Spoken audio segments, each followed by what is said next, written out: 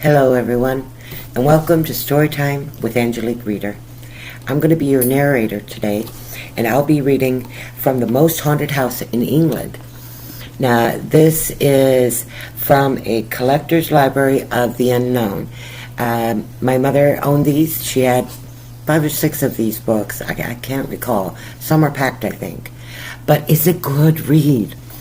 If you're tired of these ghost stories that aren't fact-checked by anybody, they're just kind of made up as they go along, the facts that you hear about.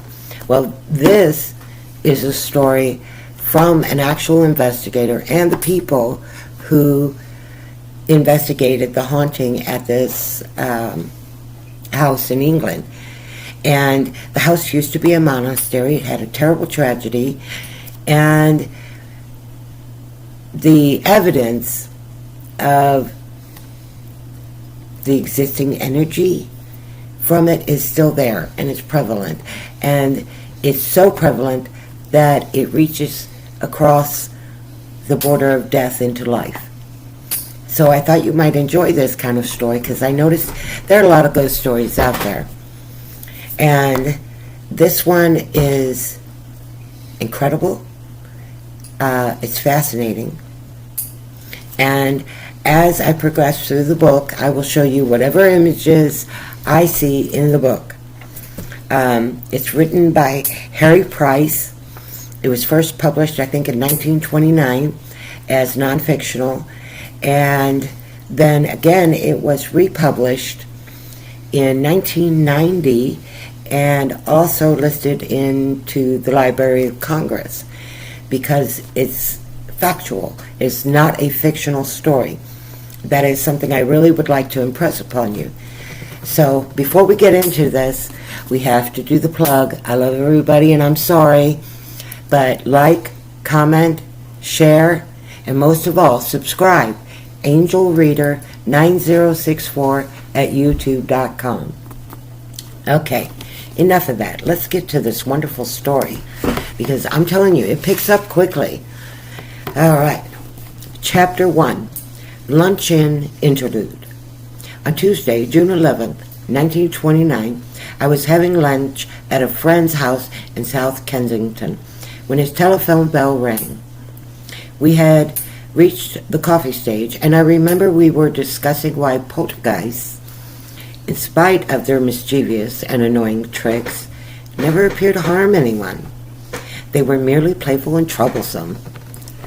Before we had solved the problem, a maid entered the room and said I was wanted on the phone. Excusing myself, I walked into the hall to answer the call. It was from the editor of one of the London dailies, and the matter was somewhat urgent. It appeared that he had rung my office, had spoken to my secretary, who gave him my friend's telephone number. The editor was rather excited. One of his staff, Mr. V.C. Wall, was at that moment investigating the remarkable incidences that were occurring at a rectory about 60 miles from London. The rectory in question was that of Borely, 2.5 miles from Long Melford in Suffolk, and the same distance from Sudbury, but just within the Essex border. The most extraordinary things were happening at Borely Rectory, and the editor asked me whether I would care to visit the scene of these occurrences and take charge of the case. I thanked him very much and said I would make immediate arrangements to join his representative. I was told that the incumbent of Borely was the Reverend G.E. Smith. As I replaced the receiver, I little dreamt that there was 10 years' work ahead of me, probing the mystery of what was to become the best authenticated case of haunting in the annals of physical research. Chapter 2, The Adventures of a Journalist. When I returned to my office after lunch, I saw that the midday post had arrived, and amongst my usual delivery of press cuttings, I found the clippings from the Monday morning's papers, giving an account of the Borely happenings up to the previous Sunday night, which Mr. Wall had telephoned to his paper. That would be the Daily Mirror, and it was published June 10th, 1929. Here's Mr. Wall's report. Ghostly figures of a headless coachman and a nun. An old-time coach drawn by 2 bay horses, which appears and vanishes mysteriously, and dragging footsteps in empty rooms. All these ingredients of a first-class ghost story are awaiting investigation by psychic experts near Long Melford, Suffolk. The scene of the ghostly visitations in the rectory at Borely, a few miles from Long Melford. It is a building erected on the part of the site of a great monastery, which in the Middle Ages was the scene of a gruesome tragedy. The present rector, the Reverend G.E. Smith, and his wife made the rectory their residence in the face of warnings by previous occupiers. Since their arrival, they have been puzzled and startled by a series of peculiar happenings, which cannot be explained, and which confirm the rumors they heard before moving in. The first untoward happening was the sound of slow, dragging footsteps across the floor of an unoccupied room. Then one night, Mr. Smith, armed with a hockey stick, sat in the room and waited for the noise. Once again, it came. The sound of the feet in some kind of slippers treading on the bare floors.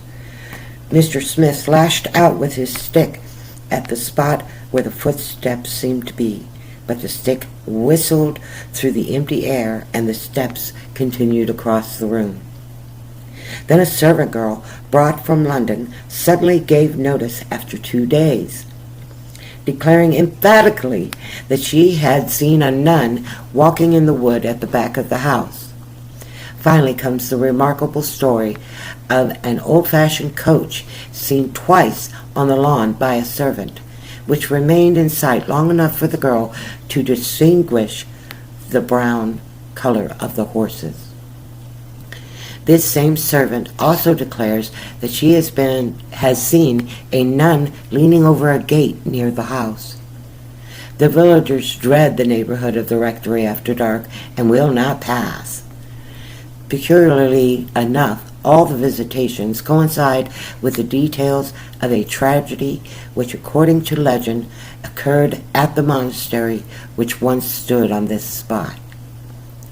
A groom at the monastery fell in love with a nun at a nearby convent, runs the legend, and then they used to hold clandestine meetings in the woods onto which the rectory now backs. Then one day they arranged to elope, and another groom had a coach waiting in the road outside the wood, so that they could escape. From this point the legend varies. Some say that the nun and her lover quarreled, and that he strangled her in the wood and was caught and beheaded, with the other groom for his villainy. The other version is that all 3 were caught in the act by the monks, and that the 2 grooms were beheaded and the nun buried alive in the walls of the monastery. Wow, talk about awful. The previous rector of Borely, now dead, often spoke of the remarkable experience he had one night. When walking along the road outside the rectory, he heard the clatter of hooves. Looking around, he saw to his horror an old-fashioned coach lumbering along the road, driven by 2 headless men. Mr. Wall stayed at the rectory over the weekend and sent a further report of his adventures to London.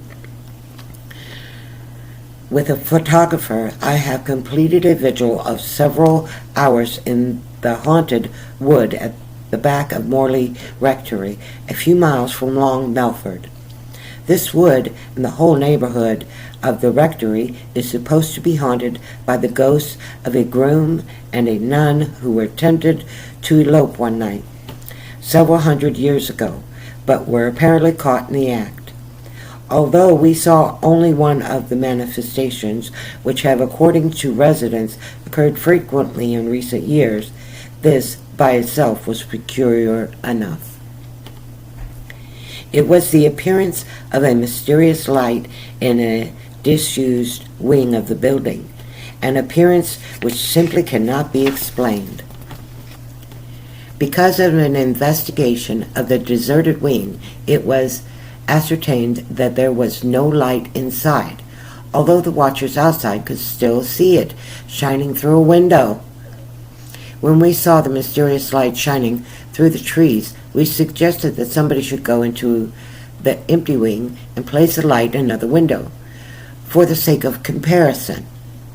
The Reverend G.E. Smith, the rector, who does not believe in ghosts, volunteered to do it. Sure enough, the second light appeared and was visible next to the other. Although on approaching close to the building, this disappeared, while the rector's lamp still burned. Then we were left alone to probe the mysteries of the haunted wood. After reading Mr. Wall's account of his adventures at the rectory, I sent a telegram to the Reverend G.E. Smith, asking whether it would be convenient for my secretary and me to visit the rectory on the following day. In an hour or so, I received the necessary permission, with the added invitation to arrive in time for lunch. Okay, so that's the first 2 chapters, folks, and I will be back with chapter 3. Hi, everyone. Hope you're having a great day, and I hope you enjoyed this story a great deal.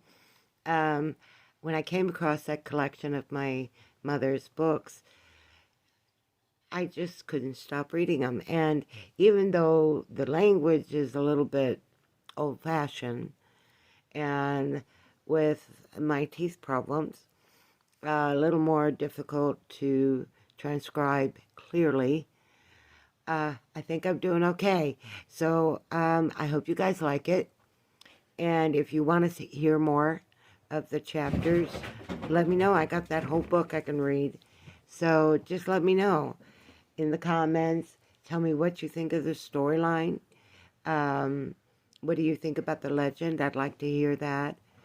You know, it's nice to talk about stuff that's real and get others to put their opinions, their intuitions from what they're hearing in. I really look forward to that. So please comment, like, share, and please, most of all, subscribe. And thank you for all of the subscribers that have already subscribed to my channel and is helping it grow so much. Thank you so much. Y'all have a good one, and I look forward to your comments.